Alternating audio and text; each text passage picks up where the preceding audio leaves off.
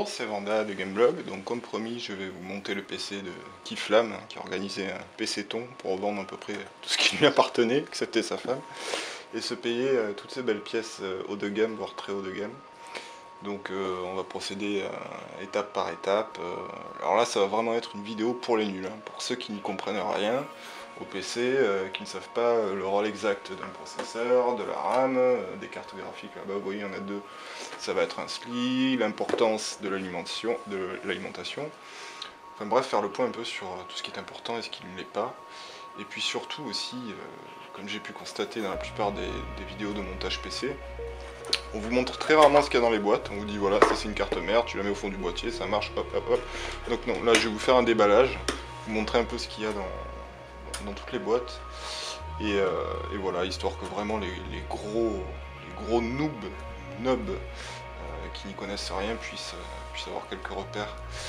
Voilà, donc on va faire ça étape par étape. Et puis c'est parti pour l'étape numéro 1, la préparation. Alors le plan de travail, il n'y a rien de sorcier, ça va être très court. Il vous faut un plan de travail donc, et le protéger de préférence. Parce que le boîtier en métal pourrait bien faire de sales rayures sur votre jolie table. Donc mettre une couverture ou ce que vous voulez dessus, mais un truc un peu épais. Histoire que pour protéger votre table. Ensuite, ça c'est indispensable, avoir une trousse à outils, donc avec différentes formes de cruciformes. Ça c'est subsidiaire mais qui peut grandement aider, c'est un tournevis aimanté. Donc il y a des vis qui sont assez chiantes à placer, donc histoire de ne pas les faire tomber sous le boîtier, de retourner le boîtier, etc. Non, avec ça, elle reste accrochée, donc c'est cool, ça peut aider. Et ça, enfin, c'est la pâte thermique, donc ça, j'y reviendrai plus tard pour l'épisode processeur. Mais il faut savoir que c'est pas vendu systématiquement avec le processeur, ni avec les ventirades, donc les ventilos pour les processeurs. Donc il faut en avoir, ça dure 3 siècles, j'ai monté 10 PC avec une fiole, donc voilà, c'est cool. Et voilà, c'est fini pour la préparation, on va passer au montage PC du boîtier en particulier. Alors voilà le boîtier, c'est un Cooler Master 690 Advance 2, je crois. Donc c'était quand même un boîtier haut de gamme, pas très haut de gamme, comme le blanc que vous pouvez admirer là-bas qui est le mien. Mais malgré tout, il est quand même très bien équipé, très silencieux. Donc voilà, quand on l'ouvre en général, on découvre une boîte qui, de façon générale, contient la visserie. Voilà, vous avez tout un tas de vis. Avec, ça c'est des resserre-câbles, donc c'est pour faire un boîtier tout propre, comme je vais le faire d'ailleurs. À l'intérieur, vous avez des remplacements pour la façade avant, si vous voulez mettre des racks, enfin bon, bref. Des filtres anti-poussière, en général qui vont en dessous, parce que l'alimentation, l'aération de l'alimentation attire pas mal de poussière et en rejette aussi beaucoup. Donc ça se passe sous l'eau, hop, et voilà, poussière. Et enfin, qu'est-ce que c'est que ça? J'en ai pas la moindre idée. Ça va être la surprise.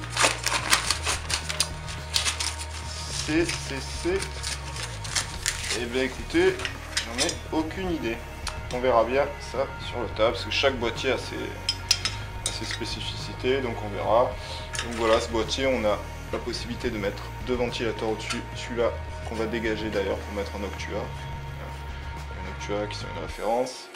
Là, donc ce boîtier est équipé de baies, donc on peut détacher en façade, ce qui est bien plus pratique que les baies qui sont sur le côté, qui sont chiants parce qu'après on a la carte graphique, tout ça. Donc là, il n'y a plus qu'à tirer.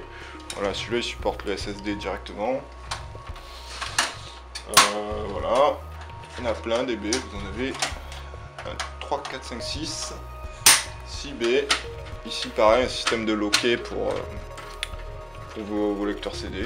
J'ai toujours pas compris pourquoi on en fout 4. Lecteurs disquettes n'ont plus aucun intérêt. Voilà, ça c'est pour le boîtier. Alors ce qui va se greffer au boîtier, et ce qu'on monte en premier lieu, c'est l'alimentation. Donc ça c'est une Cooler Master, donc même marque le boîtier, 750 watts, donc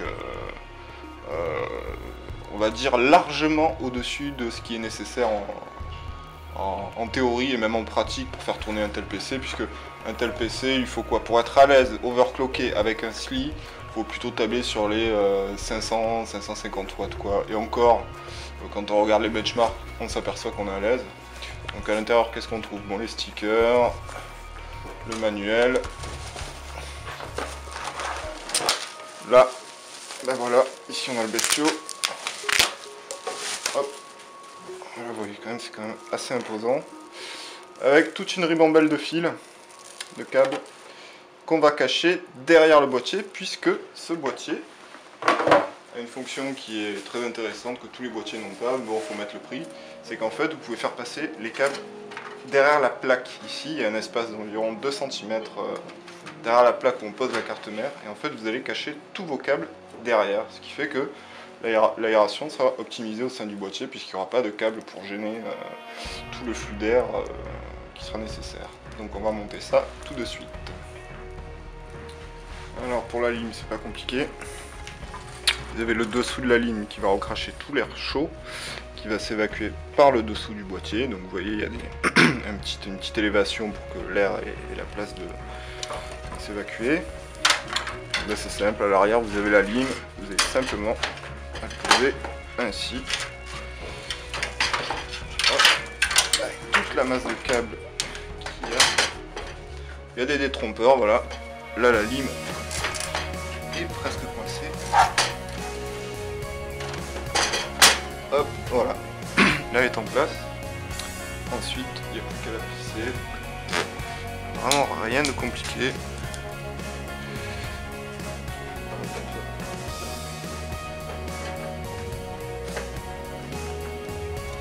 Une vis déjà elle bouge plus.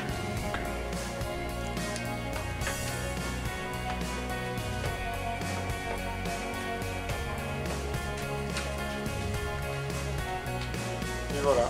Donc là elle est parfaitement fixée. Alors avant d'attaquer le placement de la carte mère, je voulais quand même vous montrer ceci. Donc, ceci, ce sont des câbles qui sont directement reliés à l'interface du boîtier, donc qui sont scindés au boîtier. Et en fait, ils renvoient à toutes les fonctions du boîtier, comme le bouton power, le bouton reset, les emplacements USB en façade, enfin tout la ventilation, tout ça. En fait, vous retrouvez toutes ces fonctions ici, tous ces câbles qui vont se greffer sur la carte mère. Et il y a des détrompeurs partout, donc c'est vraiment impossible de se tromper, et je vais vous montrer ça tout de suite. Alors voici la carte mère, c'est une Asus P8Z77VLK, autrement dit du gros charabia. Pour le choix de la carte mère, c'est toujours assez compliqué parce qu'il y a énormément de modèles qui ont des spécificités très différentes. Dans toutes les gammes de prix, vous en trouvez des cartes mères qui montent à 400 € à des cartes mères à 40 €. Donc en fait, il faut, j'allais dire simplement entre guillemets, choisir celle qui convient aux composants que vous avez préalablement choisis, comme la RAM, le processeur, et si vous envisagez de faire un SLI ou pas, d'ajouter une carte son interne ou externe, etc. Enfin bon, il faut prendre tout un tas de spécificités en compte. Moi j'ai une préférence pour Asus simplement parce que déjà ils font du bon matériel, ça c'est reconnu, et ensuite parce que ils proposent une suite logicielle qui est vraiment bien foutue, qui permet d'overclocker le processeur très facilement, le GPU aussi, et en fait au final ben, on a de l'excellent matos quoi. Donc voilà, l'ouverture ça se présente comme ça.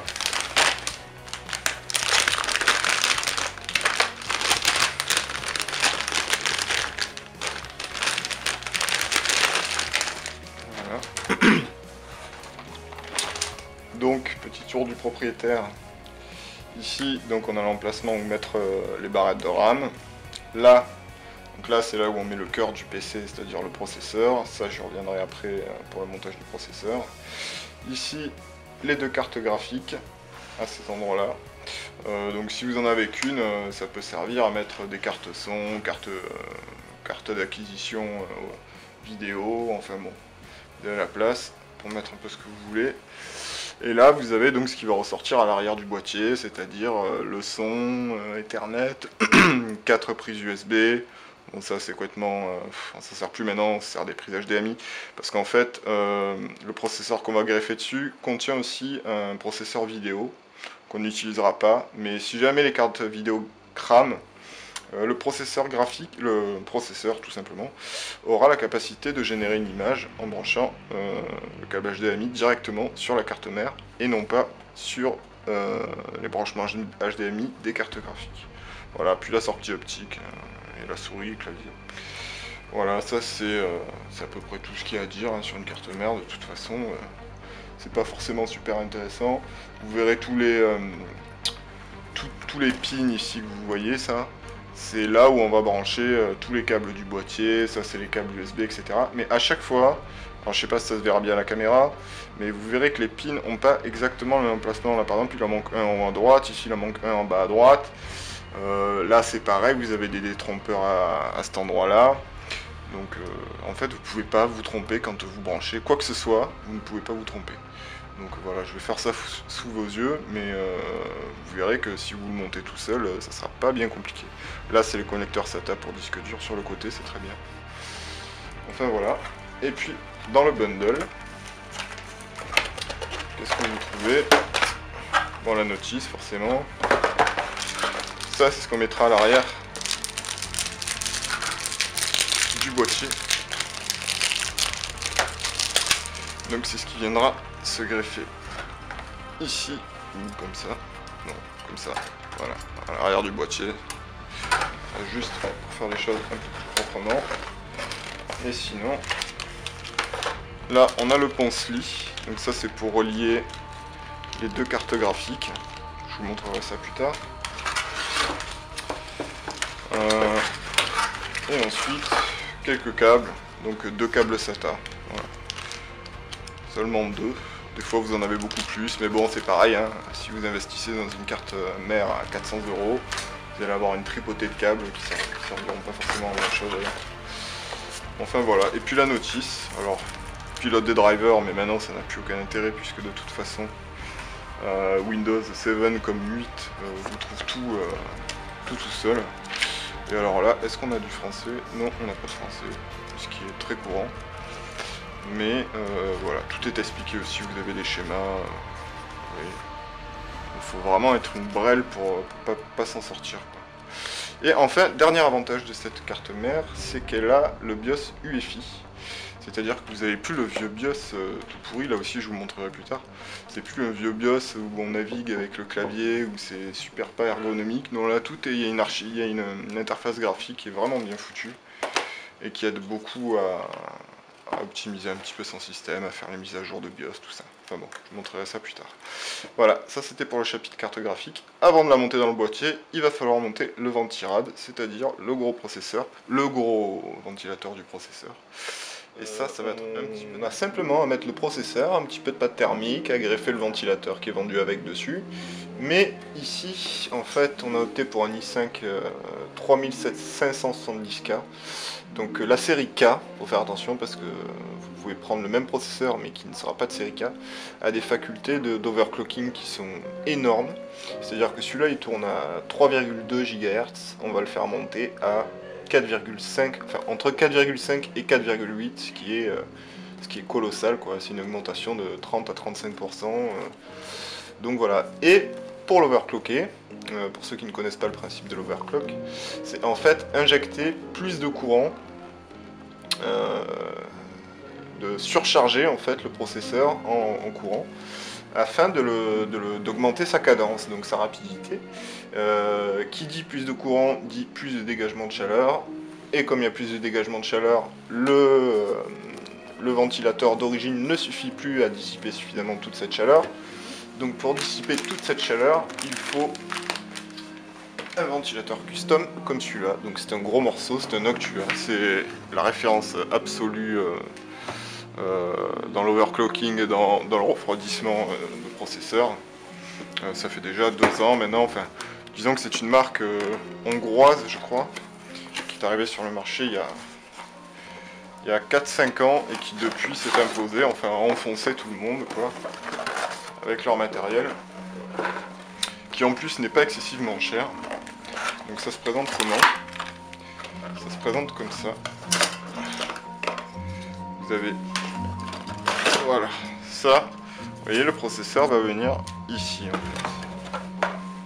Moins schématiquement, ça va venir se greffer comme ça, voilà, dessus. Et tout ça en fait va servir. Ici vous aurez un ventilateur de ce côté et un autre de l'autre côté.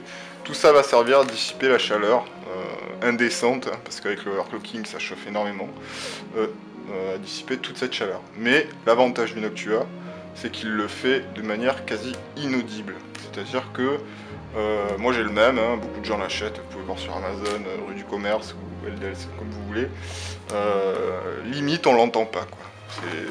C'est la performance est assez incroyable, c'est pour ça que ce modèle est très répandu. Alors qu'est-ce qu'on trouve aussi à l'intérieur? On trouve un kit de pièces donc, qui est assorti au Ventirad. Donc un kit de pièces qui ici est destiné aux Intel, mais il est fourni aussi avec des pièces pour les AMD. Ici on s'en servira pas évidemment puisque c'est un Intel qu'on utilise. Alors à quoi ça sert? Ça sert en fait que lorsque la carte mère va se retrouver comme ça au sein du boîtier, hein, puisqu'elle est verticale, et que le Ventirad va être fixé ainsi, à cause du poids qui pourrait briser la carte mère en deux, il va falloir en fait effectuer un montage, comme ceci il me semble, afin de fixer robustement en fait le Ventirad sur le processeur pour que tout ça ne casse pas, quoi. Alors comment ça fonctionne? Il faut d'abord prendre cette pièce là, ensuite celle-ci, il y en a 4, donc il faut mettre au milieu. Alors je sais pas si on verra bien la caméra, mais en fait il y a 3 types d'encoches qui correspondent à 3 sockets différents. Un socket schématiquement c'est ça, c'est-à-dire vous allez avoir des sockets différents pour des types de processeurs différents. Ici pour le LGA 155, donc c'est le socket qui sert à utiliser ce processeur là. Il faut mettre les vis au milieu, donc pas à gauche, pas à droite, mais au milieu. Voilà, donc très simplement, hein. Rien de sorcier.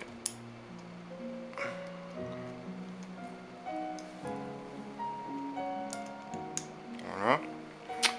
Ensuite, il faut la carte mère posée comme ça. Vous pouvez voir que là, on a des petites encoches qu'on n'a pas en bas. En fait, elles sont ici, mais pas en bas. En fait, elles correspondent à ces vis là. Donc, il suffit de le poser ainsi. Voilà. Et là, les vis, elles sont à l'intérieur des petites encoches. Donc, pas de problème. Il n'y a plus qu'à retourner la carte mère. Et là, vous pouvez voir que les vis dépassent. Donc, on va pouvoir faire le montage du Ventirad. Mais avant ça, il faut ouvrir le processeur. Il faut d'abord le poser, le processeur, évidemment. Donc ça va me permettre de vous montrer le ventilateur d'origine, hein. Ouais. Ça c'est le ventilateur d'origine. Avec ça, déjà ça fait un boucan pas possible, ça refroidit très mal, en fait c'est de la daube, hein. Voilà, je crois qu'il n'y a pas photo, quoi. Et avec ça, vous pouvez pas overclocker, et même sans overclocker, votre processeur il surchauffe. Donc même si vous voulez pas faire d'overclock, de toute façon, il faut le changer. Faut en prendre un autre, pas forcément aussi onéreux et aussi perfectionné que le Noctua, mais de toute façon, il faut le changer. Alors, pour placer le ventilateur, le processeur, je vais essayer d'approcher un peu la cam, voilà. Hop. Voilà. Alors normalement c'est assez simple. Vous avez une espèce de languette ici à tirer, hop, voilà, qui se retire.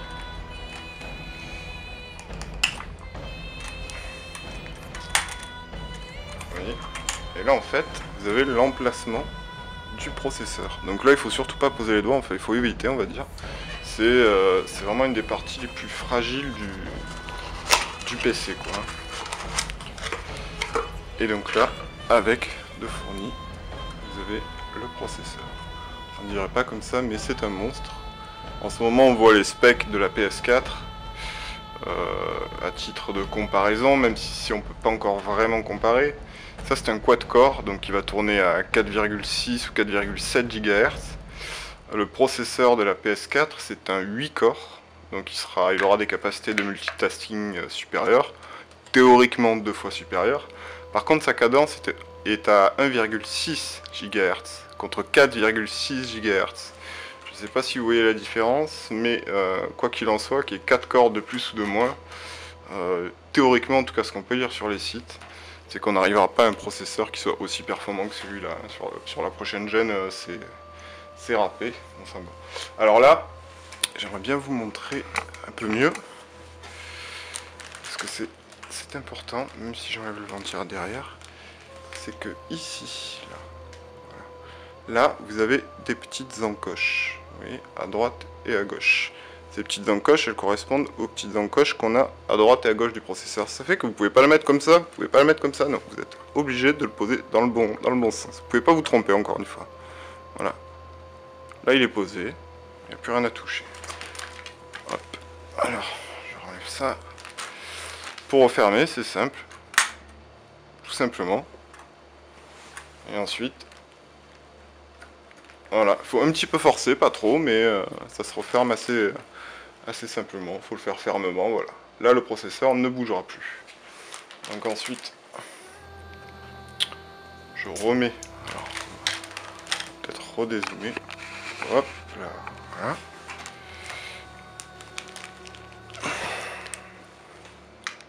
Je remets le support du ventirad, voilà, qui va se trouver ainsi. Ensuite, dans les petites pièces là, on a des petites pièces noires, il faut les poser simplement.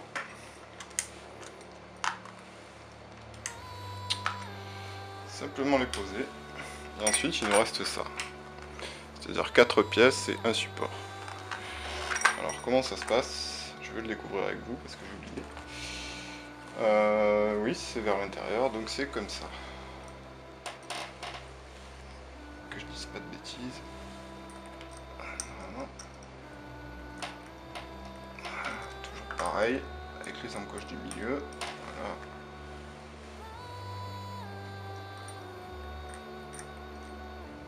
Voilà. Et voilà. Ensuite, il nous reste ces 4 vis, donc ça sert tout simplement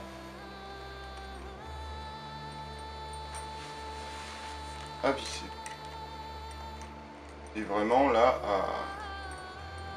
à fixer définitivement si on veut le support qui est à l'arrière de la carte mère. À la carte mère.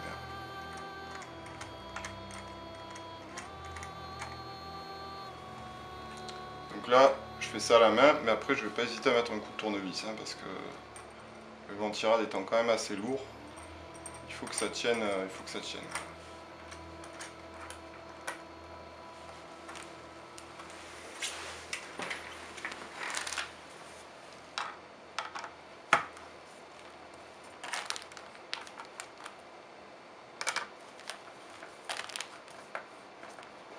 Et voilà, ici comme vous pouvez voir, on a une fixation à l'arrière qui tient parfaitement. Je peux même soulever la carte mère avec en la tenant. Et à l'avant, voilà. Donc maintenant il n'y aura plus qu'à poser le ventirad dessus, mais qu'on va d'abord monter parce qu'il y a aussi un paquet de pièces qui vont avec. Rien de sorcier, mais on va faire ça tout de suite. Bon, on va faire rapidement pour le reste. Donc pour ce qui reste du montage, on a les câbles d'alimentation. Ça c'est des petites ailettes qui sont destinées au montage des ventilateurs sur le ventirad. Un petit logo Noctua qui est toujours bien classe à coller à l'intérieur du boîtier, ou à l'extérieur si vous êtes un kéké. Et enfin, ce qui nous intéresse, c'est les dernières parties. Donc à ne pas mettre comme ça, à l'intérieur, mais comme ceci. À maintenir. Ensuite,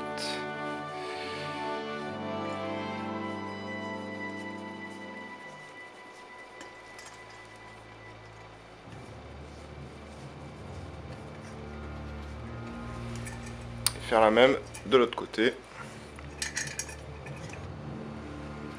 Alors voilà, une fois que les deux parties en métal sont bien montées, voilà, ça lâche pas. c'est bien en place. Il faut prendre un peu de pâte thermique, en mettre une noisette sur le processeur. Si tu sortais dans le bon sens, ça marcherait. Faites un petit tour, ne mettez pas trop. En fait, le but, c'est qu'il faut pas que ça déborde sur les côtés, quoi. Donc vous mettrez principalement au milieu et pas plus. Voilà, là à la limite j'en ai un petit peu trop mis, quoi. Mais bon, ça fera l'affaire. Ensuite vous prenez le ventirad. Ici on a toujours des espèces de protubérances, donc tout ce qu'il faut faire c'est tout simplement poser et prendre un tournevis, puis visser un petit peu à droite, un petit peu à gauche là, si tu veux bien.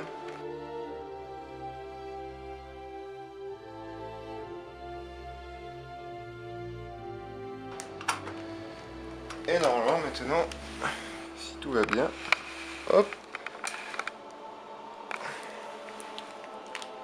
et voilà, là vous pouvez voir que c'est parfaitement accroché, ça ne tombera plus. Tout le système est bien mis en place.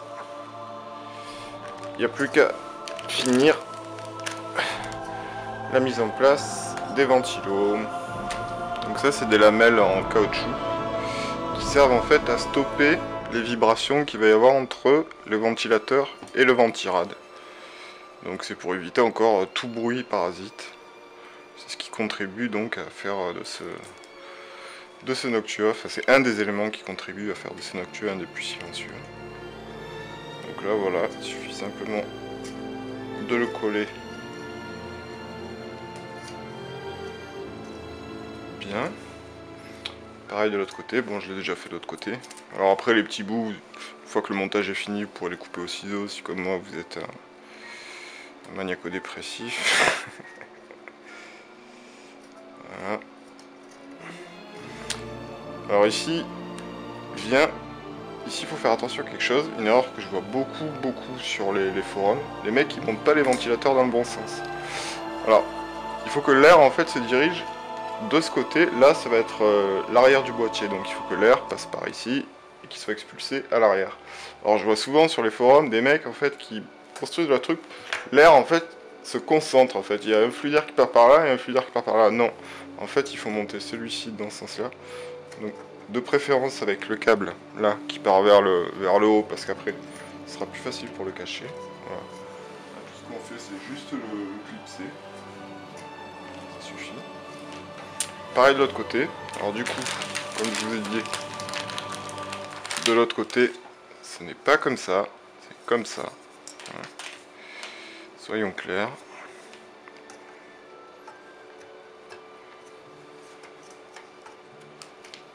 Voilà.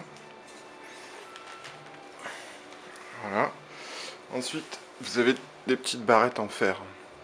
Qui ont une forme vraiment bizarre. Et en fait, ces barrettes, elles servent à... Je sais pas si ça passera bien à la caméra. Je vais essayer de vous zoomer un petit peu. Hop. Hop. Voilà. Alors ces barrettes, en fait, il faut les...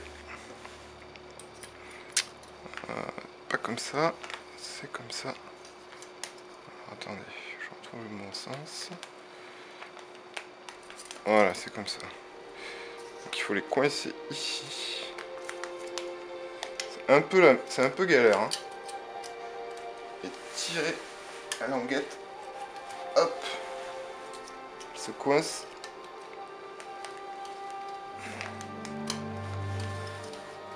Il faut forcer là, je vous le dis. Voilà. Voilà. Là, le truc est coincé. C'est pareil pour l'autre côté.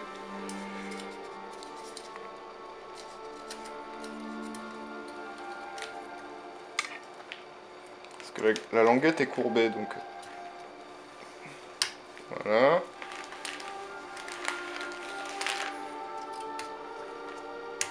Hop. J'espère que vous verrez bien la caméra commencer. Ensuite, On fait pareil de ce côté.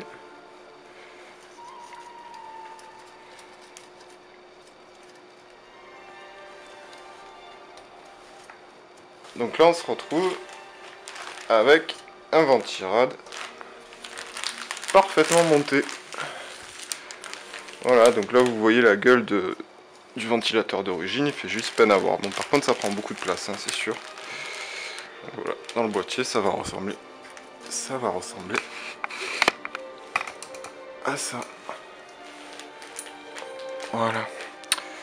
Allez, on continue. Alors un autre élément qu'on peut monter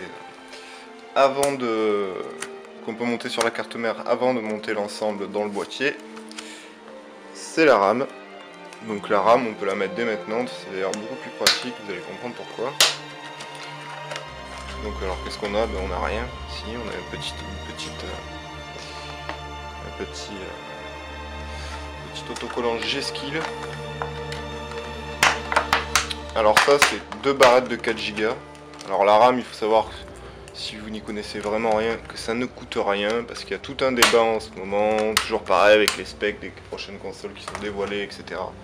8 Go, ça ne coûte rien. Alors ça, c'est de la DDR3, donc qui est relativement rapide, hein, c'est la 1866, 1866. Et on appelle ça des low profile, en fait, tout simplement parce qu'elles n'ont pas de... Bon, là vous avez le dissipateur thermique, et en fait le dissipateur thermique est bas, parce qu'on a des modèles de RAM avec des dissipateurs thermiques énormes, et les low profile, l'intérêt c'est que vous pouvez, vous voyez, les glisser ici, vous voyez que ça rentre juste, quoi, avec un autre dissipateur thermique qui aurait pris plus de place en largeur, ça ne serait pas passé. Donc là c'est pareil, pour la RAM vous ne pouvez pas vous tromper, parce que là vous voyez une petite dent, un petit creux là, eh ben, vous retrouvez ici le même sur la carte mère. Donc du coup, impossibilité de la mettre dans l'autre sens puisque ça ne rentrera pas. Donc là encore, vous avez juste à glisser. Alors vous voyez, le premier port de RAM est tout simplement inutilisable, c'est tout à fait normal, c'est prévu, on le sait. Donc là il faut quand même y aller doucement, voilà, c'est maintenant que vous pouvez forcer un petit coup, hop, les clips se referment automatiquement. Alors pour faire du dual channel, bon, je vais pas vous expliquer tout de suite ce que c'est, mais disons que ça sert à ce que les RAM échangent mieux les données, voilà, c'est un procédé, bon bref, on va utiliser la bande bleue ici et la bande bleue ici. Donc la bande bleue ici, on met la RAM. Hop, voilà. La RAM est installée, le processeur est installé, le ventirad est installé. Maintenant, on va mettre tout ça dans le boîtier. Déposer des petits pignons. Alors vous voyez là, il y a un petit trou. Ce petit trou là, ici, vous le voyez, il y en a plusieurs en fait.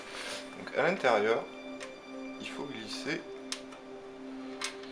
une petite pièce qui s'apparente à ça. Alors je ne sais pas si vous verrez à la caméra. Elle est toute petite, mais en fait, ça évite que la carte mère ne touche le fer.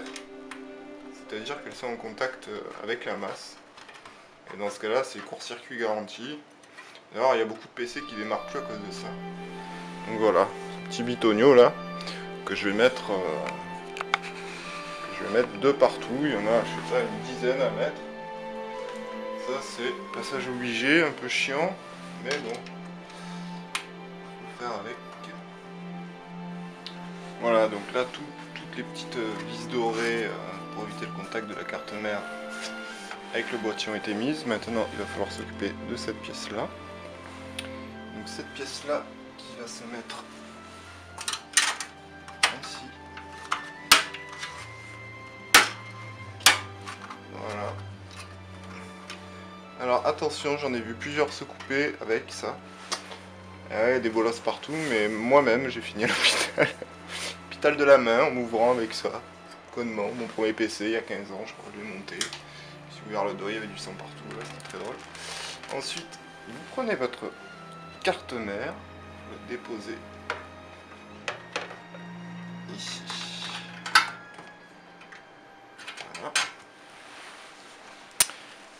Et ensuite, l'astuce, ça va être de hop, d'essayer de la faire glisser en fait là, cet endroit là. Il faut faire passer tous les composants, enfin tous les embouts là à l'intérieur du petit morceau en métal que j'ai mis là, qui fait le moule. Donc c'est assez chiant à faire. Encore une fois, tout est relatif. Mais faut pas hésiter à forcer un petit peu là par contre. Voilà, là vous avez la façade arrière, la carte mère ici. Il faut faire en sorte en fait pour que vous ayez des petits pitonios en fer qui passent par-dessus les connecteurs. Donc là je m'en suis occupé, voilà, pour que tout soit bien calé. Voilà. Et là, normalement la carte mère, voilà, la carte mère est bien placée. Maintenant, il va rester plus qu'à la visser dans le boîtier. Voilà, là c'est parfait. C'est normal qu'il y ait un peu de jeu, tout à fait normal. Voilà, on fait à ce stade-là, rien de compliqué. Prenez les petites vis qui sont fournies avec le boîtier et vous vissez la carte mère à l'endroit où on a mis les petits bitoniaux. Voilà, ça se visse parfaitement bien. Faut pas hésiter à serrer, pas trop, mais vous serrez bien quand même. On a 6 ou 7 à mettre. Alors là, vous êtes content d'avoir un tournevis aimanté. Surtout quand vous avez à en mettre genre dans ces coins là. Allez glisser vos mains là-dedans. Ah, c'est un petit conseil moi que je donne à force de monter des PC. Je m'en suis pris un et en fait ça me fait gagner de nombreuses minutes. Mine de rien.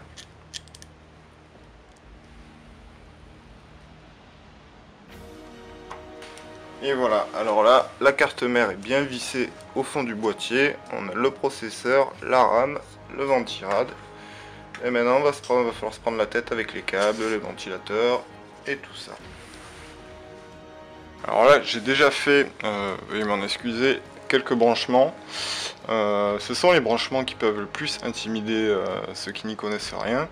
Donc c'est les branchements de ces câbles, donc comme je vous l'ai dit en tout début de vidéo, qui permettent de relier en fait toutes les fonctions du boîtier à la carte mère, comme le bouton power, les prises USB en façade, le bouton reset, etc. Donc là en fait il n'y a pas de détrompeur, c'est le seul endroit où on n'a pas de détrompeur. Par contre, on verra jamais à la caméra, c'est pour ça que je l'ai fait en avance, c'est qu'en dessous de cette petite zone avec des pins, vous avez clairement écrit ben voilà, ce fil orange et blanc qui correspond au bouton power, il se branche ici. Celui-là qui correspond au bouton reset, il se branche ici. Donc en fait c'est indiqué, il faut juste lire et respecter ce qui est écrit. Voilà. Le seul câble que je n'ai pas branché c'est celui-là. Donc ça en fait, ce que vous voyez ici c'est un petit émetteur audio. Donc en fait c'est un speaker. Donc là encore il y a écrit brancher le speaker ici. Donc faut aller chercher midi à 14h, voilà, je branche le speaker ici. À quoi sert le speaker? Le speaker sert en fait à... Il va produire des bips en fonction d'éventuels problèmes que peut rencontrer un PC. Par exemple, s'il y a un problème au niveau de la RAM, qu'elle est en surchauffe ou qu'il y a une barrette qui est grillée ou peu importe, il va piper par exemple 3 fois. S'il y a un problème au niveau de la carte graphique, il va biper 4 fois. S'il y a un problème au niveau du processeur, il va biper 4 fois mais à un rythme différent. Et en fait, tous ces bips sont expliqués dans la notice. Donc ça vous permet d'identifier un éventuel problème du PC grâce à ces bips là, quoi. Ça vaut aussi pour les disques durs, enfin ça vaut pour tout, quoi. Donc voilà, il y a juste à se référer sur la carte, sur le manuel de la carte mère pour brancher ça correctement. C'est vraiment pas compliqué comme je vous dis. Bon, si vous avez mauvaise vue, il faut juste mettre une paire de lunettes, mais ça va pas plus loin, quoi. Voilà, allez on va continuer avec le reste des branchements. Alors, un des avantages du boîtier, comme je le disais, c'est qu'on peut cacher les câbles en fait à l'arrière. Donc là, ce que j'ai fait, c'est que j'ai planqué tous les câbles à l'arrière. Ici, par exemple, ça, c'est un câble SATA, mais qui a la particularité d'être attaché au boîtier, ce qui est très rare. C'est parce qu'en fait, donc le câble SATA qui sert à brancher des disques durs, c'est que ce boîtier, en fait, au-dessus, vous avez une trappe que vous pouvez retirer et brancher un disque dur à chaud comme ça, et le retirer à chaud également. Donc celui-là, il va aller se mettre en USB 3. En SATA 3, pardon. Oups. Voilà. Ça, c'est l'USB 3. Donc la nouvelle norme d'USB qui commence à se démocratiser doucement. Donc là, c'est pareil, vous avez un détrompeur ici. Vous pouvez pas vous tromper en fait, il n'y a qu'un endroit sur la carte mère où vous pouvez le brancher, c'est celui-là. Donc tout simplement, vous le prenez et vous branchez. Voilà. Là encore, vous voyez, l'avantage de pouvoir planquer les fils. Ça c'est pareil, c'est relié au boîtier. Donc ça c'est USB, donc les ports USB de façade c'est écrit dessus, hein, USB. Donc, par expérience, je sais que ceux-là c'est des ports USB, de toute façon c'est toujours les mêmes. Le premier port USB c'est celui-là. Là encore vous avez un détrompeur, il y a des petites ouvertures, il y en a 8, 10, et sur les 10 il y en a un qui est fermé. Donc voilà, pas le choix, vous le rangez qu'ici, encore une fois. Et ça c'est le son. Le son, bah, c'est toujours pareil, vous n'avez pas le choix, vous ne pouvez le brancher que là. Hop, voilà. Voilà. Après, le rangement des câbles vraiment propre, tout ça, je ferai ça à la fin. Déjà, vous pouvez voir que même au niveau de l'alimentation, c'est-à-dire ici, là, il y a un tas de câbles, mais en fait, ils sont planqués derrière, et ils vont tous passer derrière le PC, à tel point qu'on ne les verra plus. Voilà. Alors voilà, maintenant, c'est au tour. Là, vous avez les deux connecteurs du ventilateur du Noctua, du gros ventirad. C'est très simple, en fait, ici. Mais ça, tout ça, c'est écrit sur la carte, sur le manuel de la carte mère. Mais là, bon, vous le verrez jamais parce que c'est trop petit, mais c'est écrit châssis fan, donc le ventilateur du châssis, et CPU fan, le ventilateur du processeur. Donc là, vu qu'il y a deux connecteurs, on va les mettre tous les deux sur ces deux pins. Donc ça va alimenter directement de la carte mère les ventilateurs. Là encore, je peux pas me planter, c'est pas possible. Après, il reste celui-là. Donc ça, c'est le ventilateur qu'on a ici. Ici, bah, là, vous en avez encore un. Alors, c'est châssis 2. Voilà, donc ventilateur pour châssis. Deuxième ventilateur pour le châssis. Donc voilà, ça c'est branché. Là, les câbles, bon, ben encore une fois, je le ferai plus tard, mais je vais encore les cacher à l'arrière. Il y a d'autres ventilateurs, donc là, je sais pas, on ne verra pas la cam. Hop, attention, les cascades.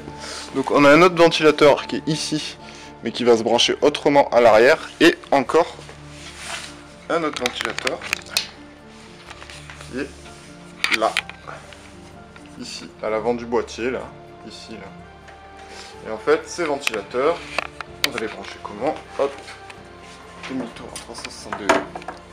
Je pense que vous vous rendrez mieux compte. Voilà, là c'est l'arrière du boîtier. Vous pouvez voir le bordel. On a tous les câbles d'alimentation. Ça c'est les câbles, vous savez, pour relier les fonctions du boîtier. Là, voilà, ici on trouve les deux ventilateurs qui restent. Donc je brancherai plus tard directement sur l'alimentation. Même un troisième ici. Voilà. Donc tout ça, voilà, tous ces câbles là vont être cachés en fait entre la plaque qui sert à refermer le boîtier et le fond du boîtier. Donc ouais, il y a bien 2-3 cm. Les câbles seront complètement compressés, mais ça n'a aucune importance. À partir du moment où ça touche pas trop cette zone là, voilà, tout va bien, et donc tout sera caché et le boîtier sera parfaitement aéré. Alors pour lier l'alimentation à la carte mère, c'est assez simple, il faut tirer le plus gros câble qui part de l'alimentation, donc là je l'ai fait passer dans le boîtier, ça donne ça, et il n'y a qu'un endroit encore une fois où on peut le brancher, c'est ici. Donc c'est pas sorcier, il suffit de prendre le tout, et en général celle-là, il faut un petit peu forcer.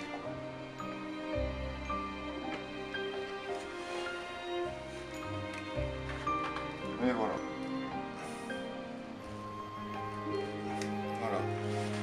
Encore une fois, on a un gros câble qui est censé passer au milieu de la tour, et là on a de la place. Il y a un second câble pour l'alimentation, mais que j'ai montré uniquement en photo parce qu'il est un peu trop chiant à brancher si tu es de l'autre côté du ventirad. Et là il y a très peu de place, donc j'y suis allé avec les petits outils, vous voyez, les petites pinces pour réussir à bien le caler. Enfin bref, voilà, on va passer la façade avant. Donc la façade avant, c'est assez chiant à enlever. En fait, vous avez ça qui ressort. Vous en avez 6 en fait. Il faut les pincer très fort de l'autre côté du boîtier. Et ensuite, hop, la façade se détache toute seule. Ensuite, ce qu'il faut faire, alors là aussi, il faut éviter de se couper les doigts. D'ailleurs, on remarque qu'il y a aussi des filtres anti-poussière ici. Il faut éviter de se couper les doigts, j'ai dit. On va éviter de se les couper. C'est différent pour chaque tour, donc je découvre avec vous. Comme ça. Ouais, plutôt comme ça en fait. Hop, voilà, on décroche. On en décroche une. Ici, on prend le lecteur graveur. Donc bon, ça c'est le lecteur graveur CD, DVD, double couche. Classique. Hein. À une époque, ça coûtait la peau du cul. Aujourd'hui, on en trouve à... Je sais pas combien ça coûte, 25 €. Encore faut-il... D'accord, il y a des petits clips ici. Hop, on peut rentrer. Voilà, tout simplement. Ensuite... Là, bah, d'ailleurs, vous pouvez voir le ventilateur en action. Presque en action. Ah ben, on va tout simplement le refermer. Bon, je l'ai mis en bas, hein, qui flamme, hein, ne m'en veux pas. De toute façon, si tu n'es pas content, c'est pareil. Ou alors, bah, tu suivras tout ça et tu le remettras où tu veux. Donc là, je le repousse pour que ce soit bien plat et bien classe. Voilà. Voilà. Là, c'est presque parfait. Voilà, là, c'est parfait. Ensuite, il n'y a plus qu'à refermer le loquet. Hop, et voilà. Le truc qui bronche plus. C'est magique. Donc après ça, on va passer à l'installation des disques durs. Il n'y a rien de sorcier là non plus. Alors, pour les branchements des disques durs, c'est super compliqué comme chacun sait. D'abord, on va faire un petit récapitulatif de ce que Monsieur Kiflam a choisi d'acheter. Malgré mes recommandations, donc au départ, j'avais conseillé un disque dur de 2 Tera. Il a choisi de prendre 2 disques durs de 1 Tera. Alors ça a un avantage et un inconvénient. L'avantage c'est que si vous avez un disque dur qui claque, vous pleurez moins les larmes de votre corps parce que vos données sont scindées en deux. L'inconvénient c'est que entre un disque dur de 1 Tera et de 2 Tera, il y a environ 20 à 35 €, 40 € d'écart. Donc vous doublez votre capacité pour une somme dérisoire entre guillemets quoi. Voilà, pour les specs, c'est 2 disques durs d'1 Tera, de 64 MO de cache, 7200 tours par minute. Du classique de marque Western Digital, Blue, le modèle Blue, donc, qui a des temps d'accès tout à fait respectables. Et le coquin a décidé de ne pas du tout écouter mes recommandations et s'est offert un SSD supplémentaire pour le système. Alors il faut savoir que les SSD, ça se présente comme ça, donc c'est absolument minuscule. Celui-ci fait 120 Go. Moi je trouve ça encore extrêmement cher pour ce que ça offre. Bon, après tout, quand on est un bourgeois comme lui, on peut se faire plaisir. Hein. Et il faut savoir qu'un SSD, c'est absolument 0 gain de performance en jeu. Le gros avantage que ça représente, c'est que comme le système est installé dessus, vous avez Windows qui boot extrêmement vite et des applications qui se lancent à la vitesse de la lumière. C'est vraiment extrêmement rapide, mais pas du tout destiné à des configurations gamer. Quoi. Je veux dire, si vous voulez monter un PC gamer, c'est du luxe, mais pour le jeu, c'est absolument 0 de performance.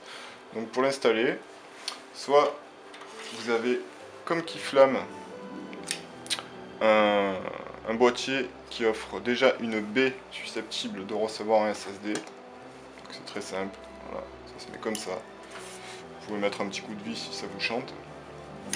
Avec la connectique à l'arrière, qui part vers l'arrière du boîtier. Sinon, si vous n'avez pas de baie destinée au SSD, il faut vous acheter un starter kit pour SSD. Bon, ça doit coûter 10 €, hein. C'est pas très cher. Et hop, ça vient se greffer sur la baie, tout simplement. Voilà, vous mettez ça comme ça. Et pour les SATA, donc classiques, là vous avez des petits trous qui accueillent des petites vis, 4 exactement. Donc vous rentrez, d'abord vous mettez dans le bon sens, ensuite vous rentrez les 2 premières vis. Voilà.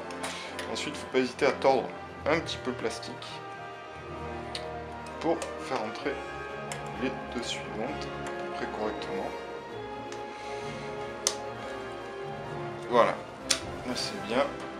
Hop, on glisse. Encore un, notez la connectique qui part à l'arrière du PC, parce que tous les câbles sont...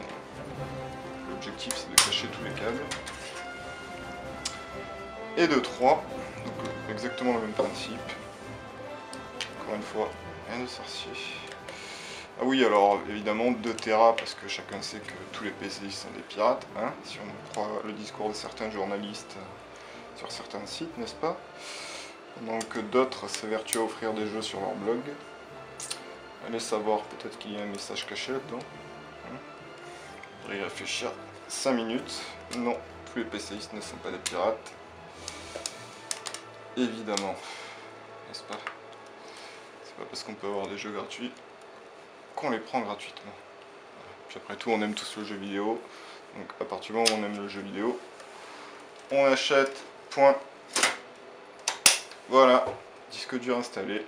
Maintenant, il va falloir s'occuper de la connectique et des cartes graphiques. Et puis faire un peu le bilan sur toutes les performances. Et puis on m'a demandé aussi par un message privé, aussi sur les forums, d'essayer d'étayer un peu une théorie sur les performances d'un PC haut de gamme tel que celui-là, avec les specs annoncés de la PS4 et supposés de la Xbox 3, qui devrait de toute façon pas trop s'éloigner, j'imagine, si ce n'est qu'elle devrait peut-être plus se rapprocher d'une architecture PC encore plus que la PS4. À mon avis, c'est là-dessus que Microsoft va jouer sa carte. Enfin bon, on passe à la suite. Alors voilà, maintenant qu'on a un processeur super puissant qui est branché sur le PC, hein, c'est quand même un quad-core à 5 Go, quasiment 5 GHz, on va dire qu'on n'aura pas le changer avant plusieurs années. On va s'attaquer à la partie graphique, donc les cartes graphiques. Donc j'ai opté pour un SLI de 660 Ti, je dis j'ai puisque c'est moi qui ai fait le devis de Keyflame, puisque je fais pas mal de devis aussi. Ça correspond à ma configuration personnelle aussi. Donc il faut savoir que 2 660 Ti, ça offre environ 20 à 35% de performance supplémentaire face à une 680. 680 qui est un monstre de puissance. Si vous voulez comparer avec les specs qui ont été annoncés pour la PS4, le processeur graphique qui équipe la PS4 sera équivalent à une 560 en version mobile qui puisait, c'est-à-dire déjà une gamme en dessous de cette carte graphique, et cette carte graphique il va y en avoir 2, donc ça vous donne un peu une échelle de performance pour ceux qui se poseraient la question, même si je reviendrai sûrement en conclusion. Donc comment ça se présente le bundle? Ici vous avez bon, on vous raconte en gros que vous avez la meilleure carte graphique du monde qui s'est calculée 300 milliards de je ne sais pas combien de ce que vous voulez. Bon bref, c'est c'est la branlette habituelle des constructeurs. Donc on va ouvrir tout ça. En général les bundles sont très légers, pas grand chose. Même pas des jeux en ce moment, il n'y a pas de chance, c'est plus pour le temps de Noël. Donc là qu'est-ce qu'on trouve? On trouve un adaptateur pour moniteur, qui n'a strictement aucun intérêt puisque Keyflame aura le bon goût de brancher son PC sur son téléviseur, comme moi d'ailleurs. Oui, parce que, petit message aux joueurs exclusivement console, les PCistes qui ont des PC qui coûtent entre 800 et 1000 € ne jouent plus sur moniteur. Soit ils jouent sur plusieurs moniteurs, soit ils jouent sur téléviseur, ça n'a aucun intérêt, je joue en 1080p à 60 images secondes avec un niveau de détail ahurissant sur un moniteur 19 pouces, de recroquevillé sur son bureau. Donc là, on a des adaptateurs pour l'alimentation, dont on n'aura pas besoin, puisque l'alimentation qui équipe le PC possède déjà de tels connecteurs. Et enfin, la bestiole.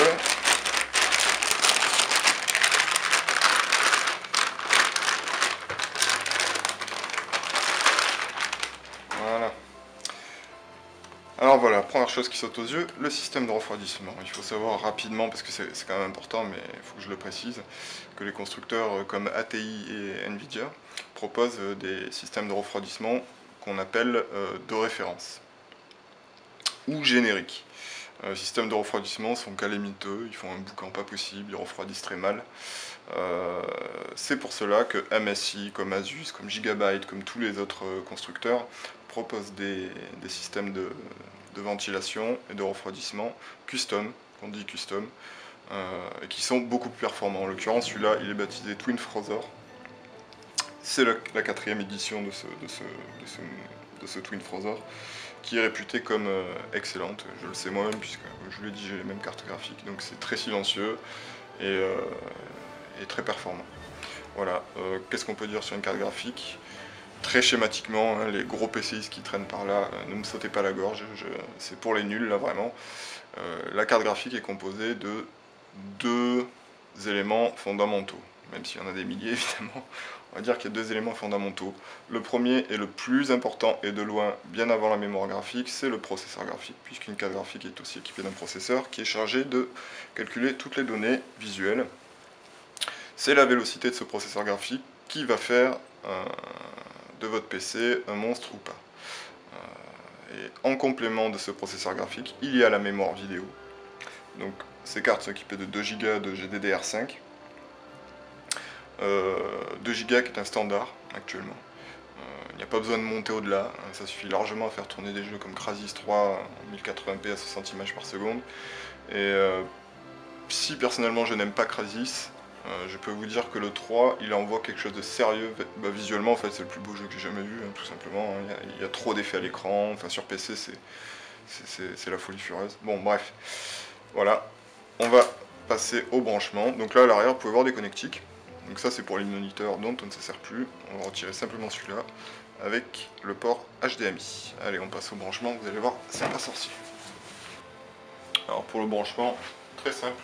D'abord, il faut au préalable retirer les petites languettes en métal que vous avez ici. Voilà, simplement les dévisser.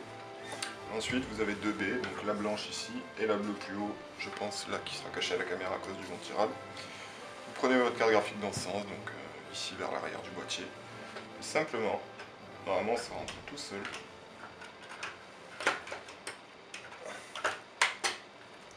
Vous poussez. J'ai dit normalement ça rentre tout seul. Tu vas rentrer toute seule, voilà, merci. Voilà, la carte graphique est branchée, comme vous voyez, c'est super compliqué. Donc on va prendre la seconde. Donc la seconde, bah, exactement la même chose.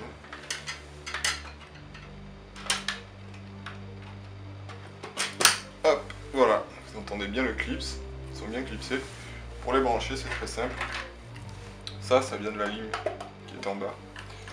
Donc, vous voyez ici, les alimentations sont ici. D'ailleurs, c'est un peu dommage, c'est mieux quand elles sont au fond, parce que vous n'avez pas de câble qui dépasse devant. Mais bon, ça c'est parce que c'est purement esthétique. Donc voilà, deux de 6 pins. Il faut savoir que vous avez des cartes graphiques qui consomment encore plus et qui demandent 8 pins. C'est pour ça que vous avez un petit bitonio en plus. Mais bon, simplement, prenez, hop, hop, et la même pour en bas. Voilà, c'est pas plus compliqué que ça. La seule chose qui reste à faire là, à l'heure actuelle pour le PC, c'est brancher, connecter les disques durs et le lecteur graveur. Donc pour ça c'est très simple, je vais même pas vous le montrer. Vous avez des connecteurs SATA, hop, hop, ici vous avez des connecteurs, ici que je vous ai monté en début de vidéo.